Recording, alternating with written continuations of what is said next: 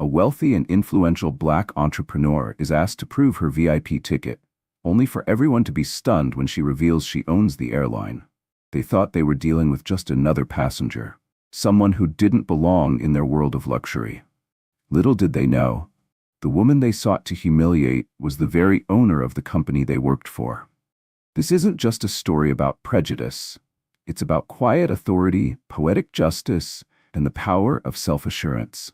Before diving into this remarkable tale, don't forget to subscribe and turn on notifications for more inspiring and thought-provoking stories. The vibrant hum of Skyport International buzzed around Camille Rivers as she strode through the terminal. Overhead announcements echoed, while the rhythmic clatter of luggage wheels and the low murmur of travelers created a symphony of organized chaos.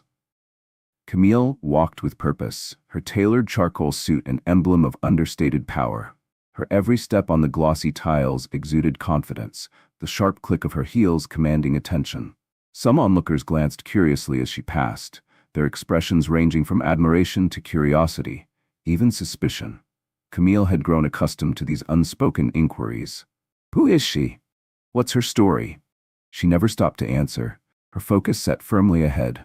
The line for first-class check-in was brief, a stark contrast to the serpentine queues for economy passengers.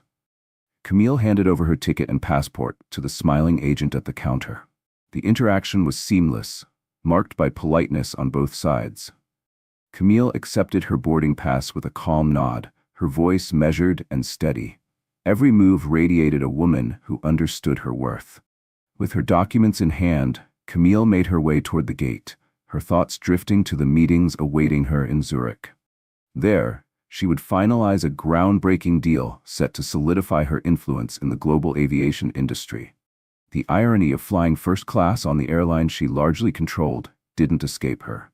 Yet, Camille reminded herself, no matter how high you climb, there are always hurdles to overcome. As she approached the boarding gate for flight ST-415, the ambient noise of the terminal faded, replaced by her sharp awareness of the scene before her. The gate agent, a blonde woman with angular features and a name tag reading Lindsay Hart, was laughing with a colleague. The laughter ceased abruptly when Camille handed over her boarding pass. First class?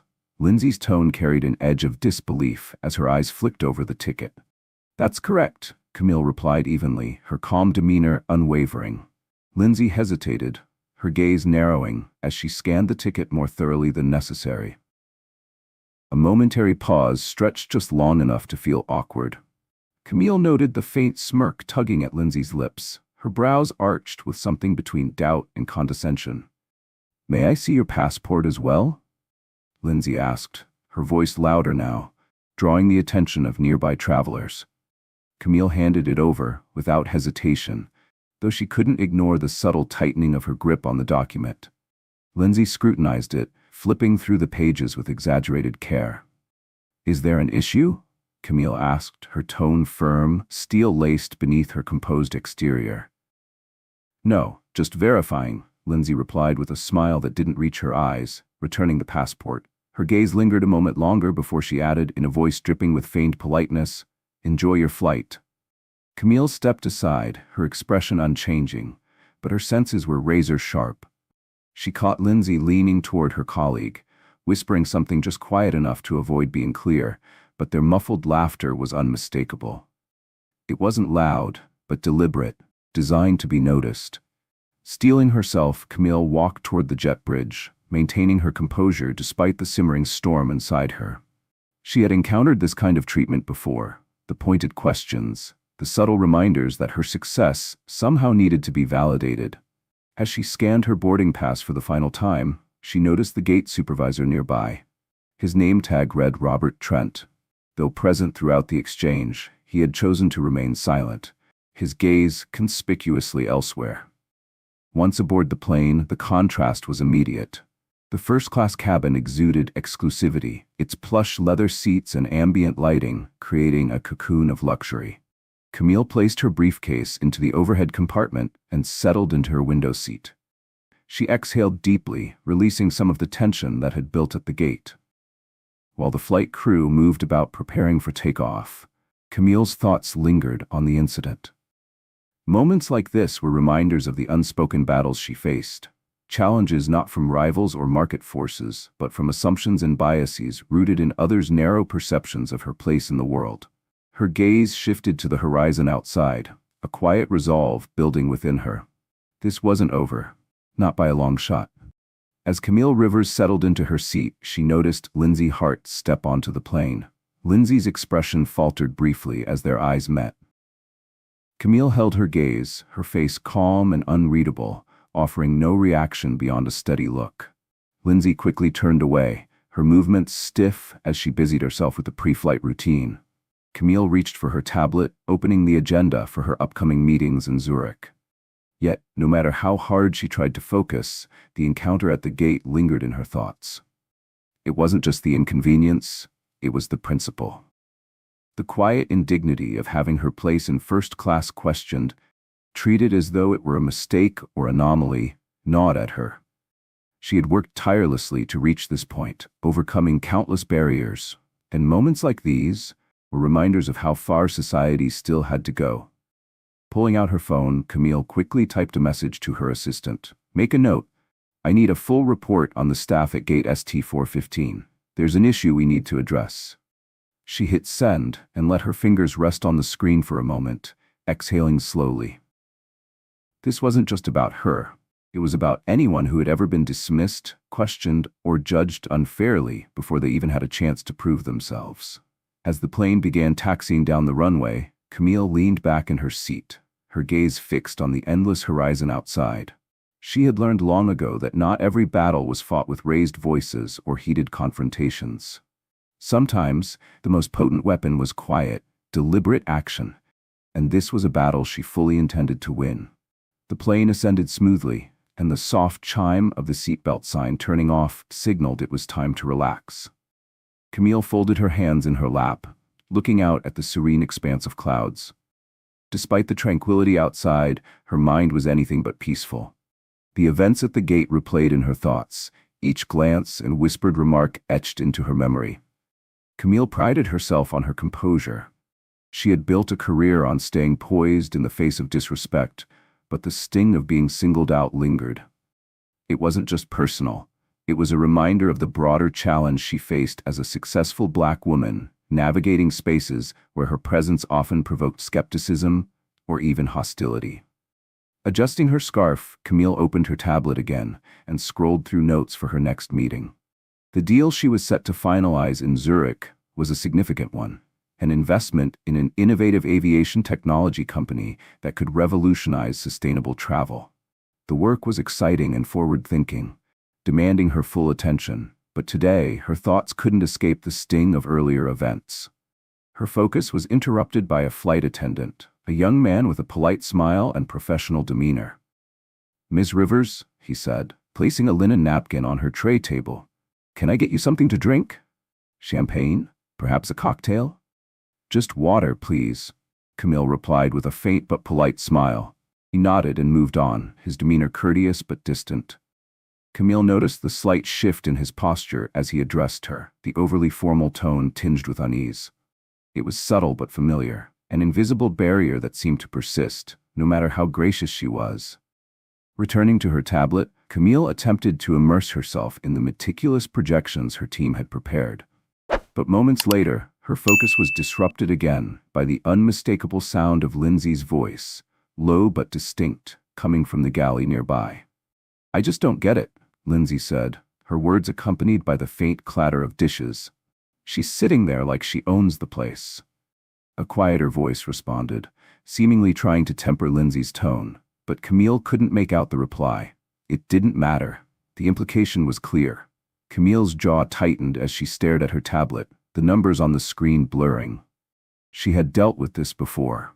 The insinuations that her presence in certain spaces was somehow undeserved or unnatural. But what made this moment sting more was its deliberate nature. Lindsay's remarks weren't casual, they were calculated barbs, just loud enough to be overheard. Camille considered calling over the lead flight attendant to address the behavior, but she quickly decided against it. Confronting Lindsay directly here and now would only hand her more attention, more power. Instead, Camille made a mental note to follow up with Ethan Clark, the CEO of Zenith Airways, as soon as she landed. This issue wasn't just about Lindsay, it was about addressing the systemic bias that enabled this kind of conduct. As she returned to her notes, a soft voice interrupted her thoughts.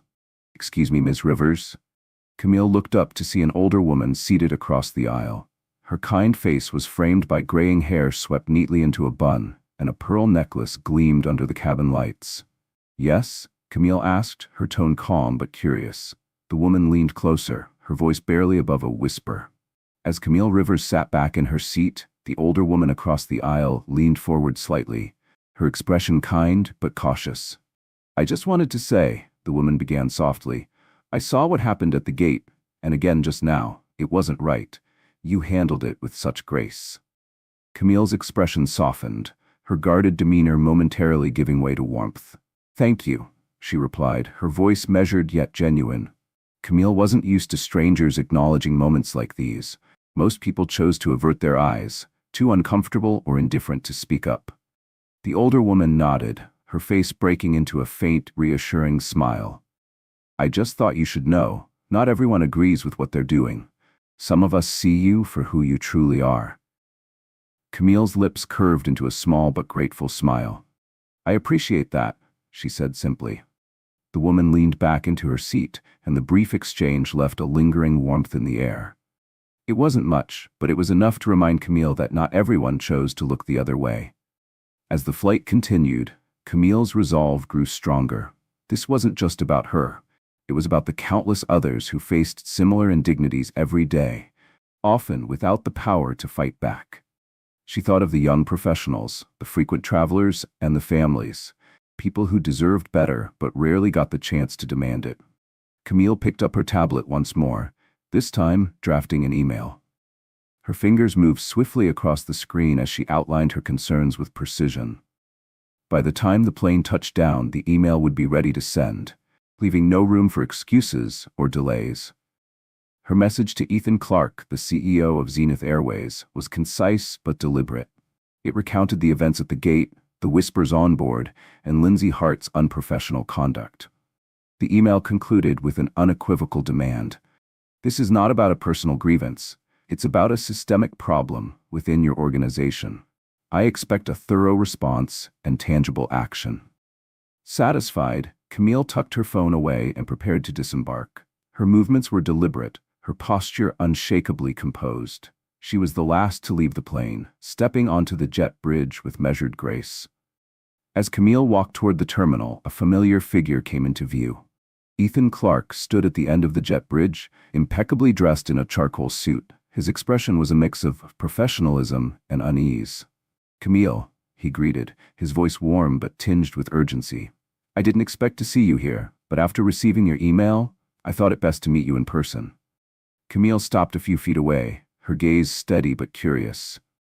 "Ethan," she replied coolly, "I wasn't aware you were in Zurich." "I wasn't," he admitted, gesturing toward a quieter corner near the terminal. "Can we talk privately for a moment?" Camille nodded, following him to a secluded lounge area. The bustling noise of the terminal faded as they took seats across from each other, a small table between them. Ethan leaned forward, clasping his hands together. "First, let me say how sorry I am for what happened," he began, his voice earnest. "What you described is unacceptable, and I take full responsibility for addressing it." Camille crossed her legs, her demeanor calm but assertive. "Acknowledgement is a start," she said, her tone measured, "but I'm looking for more than apologies. I need accountability and meaningful change. This wasn't an isolated incident. It's a reflection of a culture that allows these biases to thrive." Ethan nodded solemnly. "I understand that. It's why I wanted to meet you personally. After reading your email, I launched an immediate investigation into the incident. What we've uncovered so far is troubling." Camille tilted her head slightly, her eyes narrowing. "Troubling how?" Ethan hesitated, choosing his words carefully. "It appears Lindsay Hart wasn't acting entirely on her own. We found an email sent to her the morning of your flight, instructing her to thoroughly scrutinize your ticket and passenger details." Camille's expression sharpened. "And who sent the email?" Ethan Clark continued, his tone tense. The email was sent anonymously, but we've traced it to our internal corporate network. Someone deliberately targeted you. Camille's expression remained impassive, but her thoughts raced. You're telling me this was intentional? Not incompetence or a lapse in judgment? Ethan nodded gravely. The wording and timing make it clear. It wasn't random. We're still investigating, but all evidence points to deliberate sabotage. Camille leaned back, her gaze fixed on Ethan. So this isn't just about a gate agent or a supervisor, she said coldly. This is someone within your organization trying to undermine me, possibly even discredit me. Ethan shifted uncomfortably but didn't deny it. We're doing everything possible to identify the source. I promise you, Camille, we'll get to the bottom of this. Camille tapped her fingers lightly on the armrest of her chair, her mind already strategizing. I trust you will, she said, her voice sharp with resolve, because if you don't, I will. Ethan straightened, clearly understanding the weight of her words. We'll keep you updated on the investigation, and I'll personally ensure Lindsay Hart is dealt with appropriately. Camille stood, smoothing the front of her suit jacket. Good. Keep me informed, Ethan. And remember, this isn't just about one person. It's about setting a precedent. As Camille left the lounge and stepped into the waiting car, her thoughts churned. The revelation of an internal plot didn't shock her. It added fuel to her already simmering resolve. This wasn't about mere ignorance or bias anymore. It was sabotage. The city lights of Zurich shimmered through the car window as Camille stared out, her mind racing. She had faced calculated challenges before, but this felt different. It was deliberate, insidious, and far-reaching.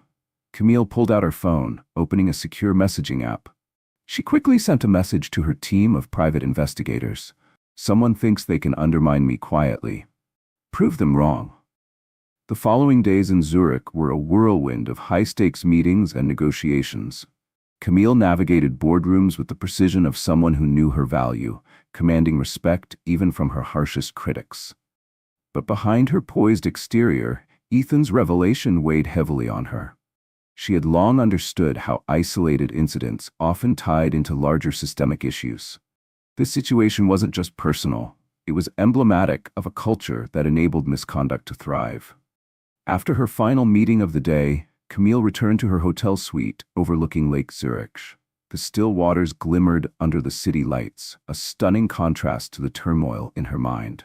Sitting at her desk, she opened her encrypted laptop to review the report from her investigators. The findings were thorough, and it didn't take long to pinpoint a name: Robert Trent, the gate supervisor on duty during her flight. Camille's eyes narrowed as she read. On paper, Robert's record was spotless, but his emails painted a different picture. A pattern of subtle yet unmistakable bias emerged, particularly in his correspondence with Lindsay Hart. He had suggested scrutinizing certain passengers, often using coded language to express prejudice without drawing overt attention. Worse still, the investigation revealed a deeper issue. Robert had been in communication with an executive at a rival airline. The messages were encrypted, but their timing and frequency were damning. It seemed Robert had been leaking insider information, positioning himself as a silent saboteur within Zenith Airways. Camille leaned back in her chair, her fingers steepled in thought. This wasn't just about her experience. It was about a calculated effort to undermine the company she had invested in. And it was time to confront the truth. The next morning, Camille arrived at Zenith Airways' Zurich office. Ethan Clark was already waiting for her in a private conference room, his expression pale with tension. Across the table sat Robert Trent. His composed demeanor betrayed flickers of unease as Camille entered. "Ms. Rivers," Robert said with a stiff nod, his voice calm but strained. Camille didn't acknowledge the greeting. Instead, she took her seat, her gaze icy and unrelenting. Ethan cleared his throat, breaking the heavy silence. "Robert, we've gathered here to address some troubling findings regarding your conduct, particularly during Flight ST-415. Robert's brow furrowed in confusion, or an attempt at it. "I'm not sure what you mean," he replied, his voice carefully measured. Camille slid a printed summary of the investigation across the table. Her tone was cold and precise as she spoke. "This report details your communications with Lindsay Hart, as well as your encrypted correspondence with an executive at Summit Airways." Robert hesitated, his hand hovering over the document. "This is absurd," he stammered. "I haven't done anything wrong." Camille leaned forward, her gaze piercing. "Let me make this clear, Mr. Trent. We have timestamps, emails, and patterns of behavior that paint a very different picture. You orchestrated the incident at the gate, using Lindsay Hart as your pawn. And you didn't stop there. You've been feeding insider information to our competitors." Robert's face reddened, his composed exterior cracking. "This is a misunderstanding," he insisted, his voice rising. "I was following standard protocol." "Protocol?" Camille interrupted sharply. "Since when does protocol involve targeting passengers based on personal bias, or leaking confidential data to undermine the company you work for?" The room fell into silence, heavy with tension. Ethan finally spoke, his voice firm. "Robert, the evidence is clear. Your actions have violated company policy and the law.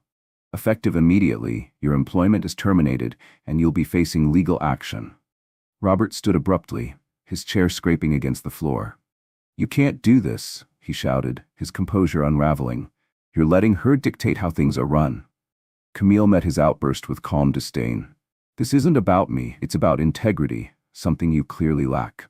Moments later, security arrived to escort Robert from the building. As he was led away, Camille turned to Ethan. "This isn't just about one person," she said. "It's about the environment that allowed him to thrive. I trust you'll make the necessary changes." Ethan nodded, his expression grave. "You have my word." As Camille stepped into the waiting car, she allowed herself a small moment of satisfaction. The battle wasn't over, but she had taken the first step in dismantling a toxic system. This wasn't just personal, it was about setting a standard that no one would dare undermine again. Camille Rivers took her seat, placing her briefcase neatly on the table in the Zenith Airways Zurich office. Ethan Clark cleared his throat, his tone formal and measured.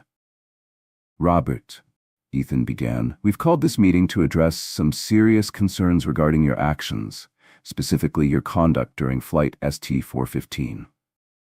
Robert Trent's brow furrowed as he feigned confusion. "I don't understand," he said cautiously. "What conduct are you referring to?" Without a word, Camille slid a printed copy of the investigative report across the table. Her voice was calm but carried an icy precision. "This document outlines your communications with Lindsay Hart as well as your exchanges with an executive at Summit Airlines," Camille stated. "Care to explain?" Robert's hand hovered over the report, but he didn't pick it up. His face reddened as his composure began to crack. "This is absurd," he stammered. "I haven't done anything wrong." Camille leaned forward, her gaze piercing through him. "Let me be very clear, Mr. Trent. We have emails, timestamps, and a clear pattern of behavior that paints a different picture. You orchestrated the incident at the gate, using Lindsay Hart as your pawn, but it didn't stop there. You've been leaking confidential information to our competitors." Robert's face turned pale, but he made one last attempt to defend himself. "This is a misunderstanding," he protested, his voice rising. "I was just following protocol." "Protocol?" Camille interrupted sharply, her tone controlled but cutting. "Since when does protocol involve targeting passengers based on personal bias, or leaking internal data to sabotage the company that employs you?" The room went silent, the weight of her words settling over everyone present. Ethan, who had been quietly observing the exchange, finally spoke. "Robert, we've thoroughly reviewed the evidence. There's no misunderstanding here. You violated company policy and federal laws. Effective immediately, you're terminated, and legal action will follow." Robert shot to his feet, his chair scraping noisily against the floor. "You can't do this," he shouted, his voice breaking with desperation. "I've worked for this company for over a decade, and now you're letting her dictate how things are run?" He gestured angrily toward Camille. Camille met his outburst with an unflinching gaze. "This isn't about me," she said coolly. "It's about integrity and accountability, two things you clearly lack." Moments later, security entered the room to escort Robert out. As he was led away, Camille turned back to Ethan. "This isn't just about one bad actor," she said firmly. "It's about addressing the culture that allowed him to thrive. I trust you'll ensure the necessary changes are made." Ethan nodded, his expression serious. "You have my word." Over the following weeks, Camille's actions sent ripples throughout Zenith Airways. Robert Trent's dismissal was only the beginning. The company initiated a full internal audit, uncovering additional instances of bias and misconduct that had gone unchecked. Camille worked closely with the executive team to implement sweeping reforms, including mandatory anti-bias training, stricter oversight, and a new anonymous reporting system for employees. The news of Robert's betrayal and Camille's decisive actions quickly became a hot topic within the aviation industry. Passengers and employees alike began sharing their own stories, inspired by Camille's refusal to stay silent. One evening, back in her Manhattan penthouse, Camille sat by the window, gazing at the glittering city skyline. The events of the past weeks had been draining, but they had also reaffirmed her sense of purpose. This wasn't just about her experiences, it was about creating a legacy that demanded better from the world. She opened her notebook and began to write. Every act of resistance, no matter how small, chips away at the foundations of prejudice. Change is slow, but it begins with someone willing to say, enough. Camille closed the notebook, a faint smile touching her lips. There was still so much work to be done, but for now, she allowed herself a moment of quiet satisfaction. The shadows that had long been overlooked were now exposed, and the light of accountability was starting to shine through. As Camille leaned back in her chair, her phone buzzed, breaking the peaceful silence. It was a message from Ethan Clark. Camille, thank you again for your leadership. The reforms you've championed are already making an impact. I'd like to meet next week to discuss further changes. Your insight has been invaluable. Camille allowed herself a small smile as she read the message. The fight wasn't over, but the progress was undeniable. She wasn't just dismantling the old system, she was building something new in its place. The story of Flight ST-415 leaked to the media not long after Camille Rivers returned from Zurich. Initially, it was framed as another tale of discrimination, a gate agent unfairly scrutinizing a black passenger's first-class ticket. But as more details came to light, the narrative evolved. Reports of Robert Trent's sabotage and his covert ties to Summit Airlines added intrigue, and Camille's involvement, as both the target and a major stakeholder in Zenith Airways, catapulted the story into national headlines. Camille, by nature, preferred to operate behind the scenes. She believed in actions speaking louder than words. However, the mounting public interest demanded a response. After careful consideration, she agreed to sit down for an interview with a well-respected journalist known for handling systemic issues with nuance and depth. The studio lights were bright, though tempered by Camille's steady, composed demeanor. Dressed impeccably in a tailored suit, she exuded calm authority as she faced the interviewer. Miss Rivers, the journalist began, you found yourself at the center of a significant controversy involving Zenith Airways. Could you share, in your own words, what this experience has been like for you? Camille took a moment, her hands resting lightly in her lap. When she spoke, her voice was measured yet resolute. This isn't just about me, she began. It's about a culture that permeates many industries. A culture that questions, undermines, and dismisses individuals based on biases rather than merit. What happened during that flight was a symptom of a much larger issue, and it's one that demands systemic change. The journalist nodded, leaning forward. Some have described your response as calm but commanding, while others have critiqued it as too corporate. How would you respond to those perspectives? Camille's lips curved into a faint smile. I understand that people interpret events differently, she said.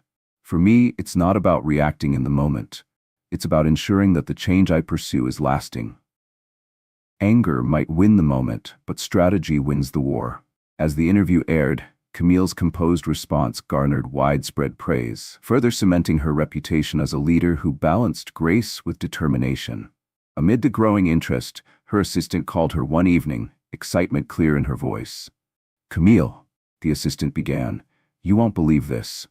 I just got off the phone with an executive at Summit Airlines. They're interested in discussing a partnership and possibly more. Camille raised an eyebrow. Summit Airlines, the same rival implicated in Robert Trent's sabotage. The irony wasn't lost on her. Schedule the meeting, Camille replied, her tone unreadable. Let's hear what they have to say.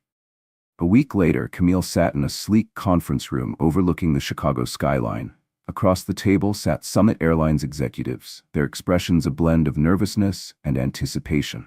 They presented their proposal, a merger that would consolidate their market share and expand their reach in international travel. Camille listened intently, her face a mask of calm professionalism. When they finished, she leaned forward slightly. "Before I consider anything," she said, her tone cool but firm, "I need to know, did anyone on your team direct or encourage Robert Trent's actions?" The room went silent. The air grew heavy with tension. One executive shifted uncomfortably, his gaze fixed firmly on the polished table. The hesitation was all the confirmation Camille needed. She didn't confront them directly then and there. Instead, she left the meeting with a polite but non-committal response. Back in her office, she picked up the phone and called Ethan Clark. "Ethan," she began, her voice steady, "I have no interest in working with Summit Airlines, but I am interested in ensuring their tactics are exposed." Over the following month, Camille worked quietly with her legal and PR teams to release a detailed report on the findings of Robert Trent's sabotage and its connections to Summit Airlines. The report was factual, precise, and devoid of sensationalism. The fallout was immediate. Summit Airlines faced public backlash, legal scrutiny, and a steep decline in consumer trust. Meanwhile, Camille emerged from the ordeal not only unscathed, but stronger. Her reputation as a leader who demanded accountability and integrity was solidified, making her a force to be reckoned with in the industry. Weeks later, Camille sat aboard a private jet en route to her next venture. The events surrounding Zenith Airways and Summit Airlines felt like a lifetime ago, but their lessons lingered. With a notebook open in her lap, Camille began to write. Power isn't about control, it's about the ability to create change that outlasts you. As the plane climbed higher, Camille looked out at the endless horizon, her thoughts full of possibilities. She wasn't just fighting for herself. She was fighting for a world where no one had to prove their worth before it was seen. And she was just getting started. The hum of the engines was steady as Camille leaned back in her seat. The leather felt cool beneath her fingertips. Though her next project awaited her in Atlanta, her mind wasn't on the city ahead or the opportunities waiting for her. Instead, she reflected on how far she had come, and how far she was determined to go. Camille Rivers reflected on the whirlwind of the past month as she leaned back in her chair, tapping her pen lightly against the edge of her notebook. The fallout from the Summit Airlines report had been far-reaching, more so than she had anticipated. While the rival airlines struggled to recover from the exposure of its underhanded tactics, Zenith Airways had seized the opportunity to establish itself as a leader in corporate reform. Media coverage had shifted from scandal to progress, and Camille's name had become synonymous with change. It wasn't attention she sought, but she understood its significance. Her voice now carried weight, not just in boardrooms but in public discourse. And she was determined to wield it wisely. A week before her current flight, Camille had received an invitation to deliver the keynote address at a global business ethics conference in Atlanta. The organizers wanted her to speak about her experience with Zenith Airways and her broader insights into systemic reform. Public speaking wasn't Camille's forte. She preferred quiet action over the spotlight of a stage. But something about this invitation felt important, like an opportunity to drive meaningful change. As the plane began its descent, Camille felt a ripple of anticipation. This conference was her chance to shift the narrative, moving the focus away from the controversy and toward the lessons it offered. She didn't want to be seen as a victim or even just as a reformer. She wanted to inspire others to take action in their own industries, to challenge what was wrong and build something better. The conference hall was grand but understated, its high ceilings and sleek design reflecting the event's professional tone. Business leaders, activists, and policymakers filled the room, their low conversations humming like background music as they awaited her appearance. Backstage, Camille stood before a mirror, adjusting the lapel of her blazer. Her assistant, Nora, hovered nearby, her voice warm yet firm. "You've got this," Nora said, her tone encouraging. "Just speak from the heart." Camille nodded, her reflection calm and composed. She had spent days meticulously crafting her speech, approaching it with the same precision she brought to her business dealings. But as she stepped onto the stage and saw the expectant faces in the audience, she knew she needed to trust her instincts. The applause quieted as Camille approached the podium. She took a steadying breath and began, her voice strong and measured. "When we talk about leadership, we often focus on power, influence, and success," she started. "But leadership is about more than that. It's about responsibility, the responsibility to challenge what's wrong, even when it's uncomfortable, and to push for change, even when it's inconvenient." She paused, letting the weight of her words sink in. "My experience with Zenith Airways wasn't unique," she continued. "It's part of a larger pattern, a culture that exists not just in aviation but across industries. It's a culture that questions the presence of those who don't fit the expected mold, and it's a culture that won't change unless we demand it." Camille then shared the story of Flight ST-415, not as a personal grievance, but as a case study. She detailed the investigation, the reforms, and the unexpected revelations about Summit Airlines. She emphasized the importance of accountability, not just for individuals but for organizations, and the need to address bias at every level. "Change doesn't happen in boardrooms alone," she concluded, her voice soft but resolute. "It happens in the small decisions we make every day, in how we treat our colleagues, our customers, and ourselves. Leadership isn't about control. It's about creating a world where everyone has the opportunity to thrive."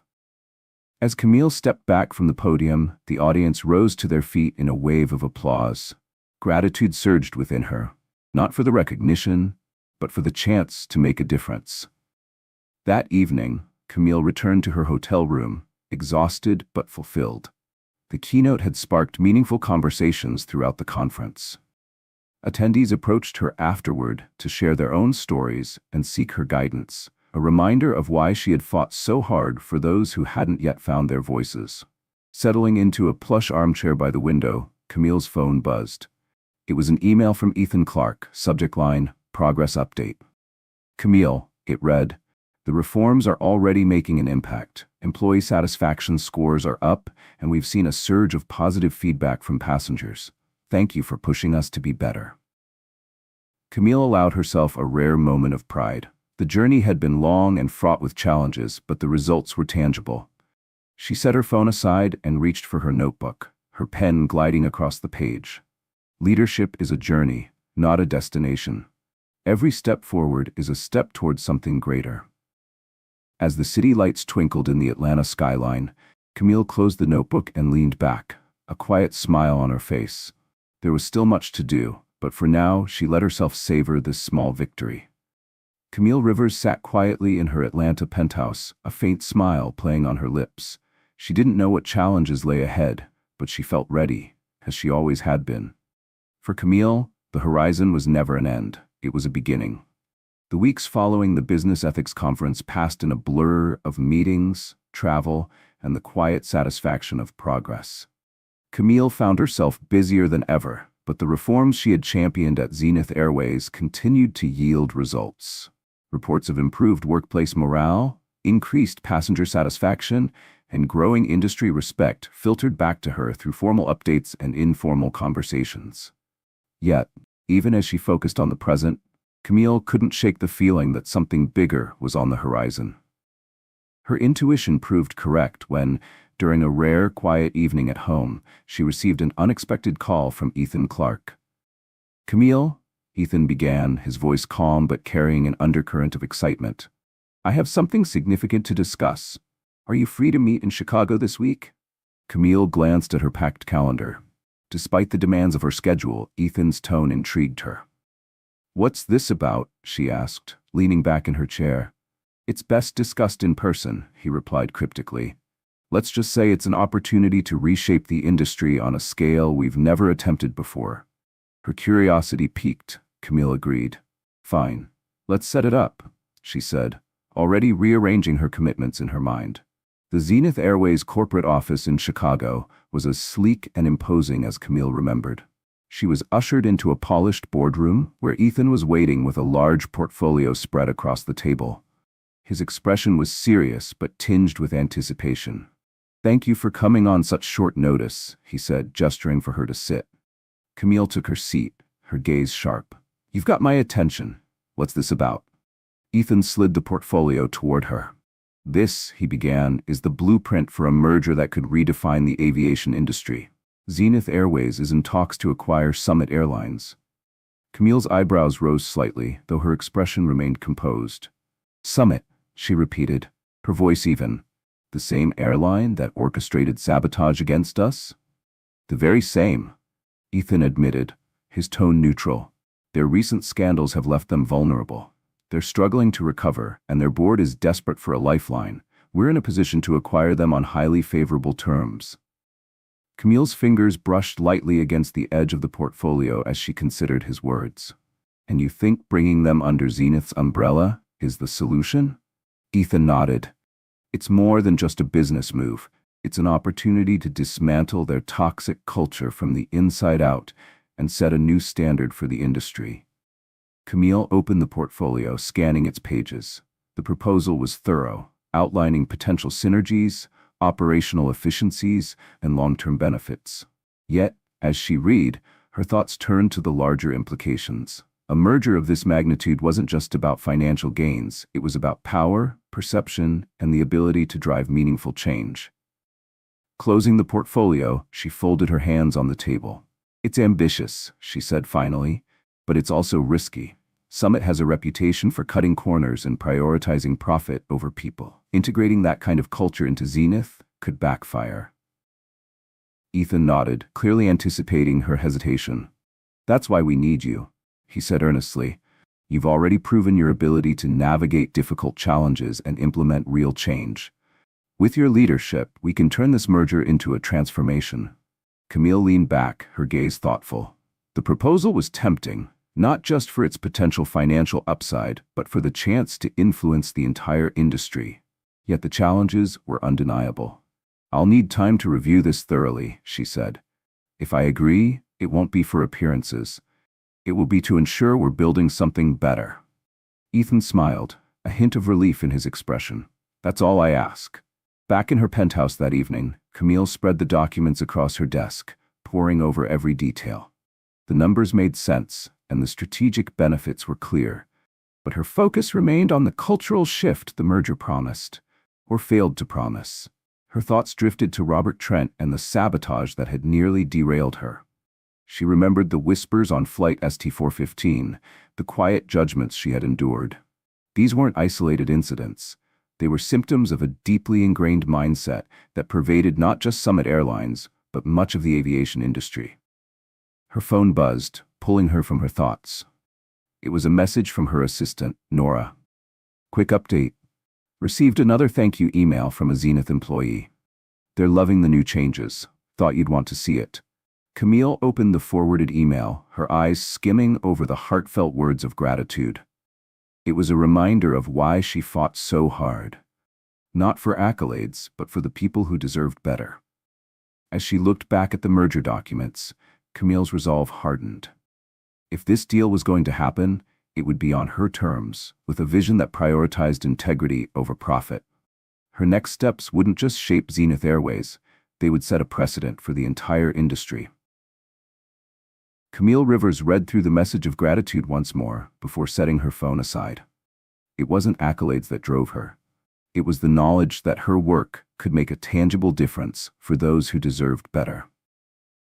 Turning her attention back to the proposal on her desk, Camille's resolve hardened. If this merger with Summit Airlines was going to happen, it would happen on her terms. The following week, Camille returned to Chicago for a meeting with Zenith Airways' executive board. The room buzzed with anticipation as top leaders waited for her decision. Camille entered with her characteristic calm confidence, a single document in hand, the counterproposal she had carefully crafted herself. Taking her seat at the head of the table, she placed the document in front of Ethan Clark. I've reviewed the merger proposal, Camille began, her voice steady but firm, and I have conditions. Ethan leaned forward, intrigued. Let's hear them. First, Camille said, the merger will include a complete overhaul of Summit's leadership. Anyone complicit in their unethical practices will be removed. Second, we will establish an independent task force to oversee the integration, ensuring transparency and accountability at every level. And third, The public narrative will not focus on acquisition. This isn't about swallowing a competitor, it's about building a new industry standard. The room fell silent as the weight of her words sank in. Ethan nodded slowly, a hint of admiration in his gaze. Agreed, he said. With Camille's conditions in place, the merger moved forward.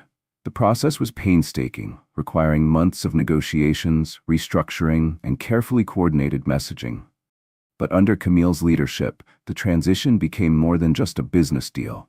It became a model for ethical leadership.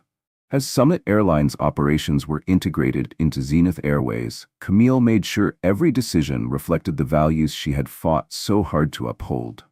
Employees underwent extensive retraining, company policies were rewritten, and passengers were reassured that the changes would benefit everyone. For Camille, the merger wasn't an endpoint. It was a new chapter, a chance to create a legacy that extended far beyond profits and market dominance. She wasn't just reshaping an airline, she was reshaping an industry. Months passed, and the merger was officially complete. The aviation world buzzed with speculation and curiosity, watching as Camille Rivers took a hands-on role in overseeing the integration. Under her leadership, the process became a masterclass in transparency, ethics, and innovation. One of her first moves was to establish the Aviation Equity Task Force, a diverse coalition of employees, industry experts, and consumer advocates. Their mission: to address bias, improve workplace culture, and foster accountability. The task force held public forums, collected anonymous employee feedback, and proposed sweeping changes, many of which Camille implemented without hesitation. The public narrative around the merger shifted dramatically. What had begun as skepticism evolved into admiration for its execution. Zenith Airways, once a symbol of traditional corporate culture, became a beacon for progressive change in the aviation industry. Camille wasn't content to oversee these changes from afar. She traveled to hubs across the country, meeting with employees, hearing their stories, and sharing her vision. At a town hall in Dallas, she stood before a room of flight attendants, ground staff, and pilots, speaking candidly about her experiences. "I know what it feels like to be questioned, underestimated, and dismissed," she said, her voice steady but tinged with emotion. "And I know many of you have felt the same. My promise to you is this: we will build an airline and an industry that sees your worth before it questions your place." The applause was deafening. As Camille looked out over the crowd, she felt a deep sense of fulfillment. No business deal or financial milestone had ever brought her such purpose. Not everyone embraced the changes, however. A vocal minority of employees resisted the new policies, viewing them as unnecessary or overly progressive. Camille also faced criticism from some within the industry, who accused her of prioritizing ideals over profits. The tipping point came when an internal report revealed that a small group of managers at a major hub had been sabotaging the new initiatives. They had ignored complaints and actively undermined reforms. For Camille, this was a test of her resolve. She flew to the hub personally, holding a series of private meetings with employees and confronting the resistant managers head-on. Her message was clear: there will be no tolerance for actions that undermine the company's values. When news of her visit leaked, it sent a powerful message across the aviation world. Camille Rivers wasn't just leading from the boardroom, she was enforcing change at every level. 2 years after the ST-415 incident, Zenith Airways stood as a transformed company. Employee satisfaction was at an all-time high, passenger complaints had dropped significantly, and the airline had reclaimed its place as a leader in the aviation industry. The Aviation Equity Task Force had evolved into a permanent advisory board, influencing policies across multiple airlines. Camille Rivers' name had become synonymous with ethical leadership and resilience. Her journey, from being a targeted passenger to a transformative leader, had inspired countless others to confront systemic issues in their own fields. The tables had turned. Camille Rivers hadn't just stood up for herself. She had sent a powerful message that no one should be judged by appearances. And Zenith Airways didn't just learn a lesson, it revolutionized its policies, proving that change begins when someone takes a stand. What do you think about Camille's response? Let me know in the comments below. Don't forget to hit that subscribe button for more stories that challenge the status quo and inspire justice. If you enjoyed this, Give it a thumbs up, share it with your friends, and stay tuned for more powerful tales coming your way. See you in the next one.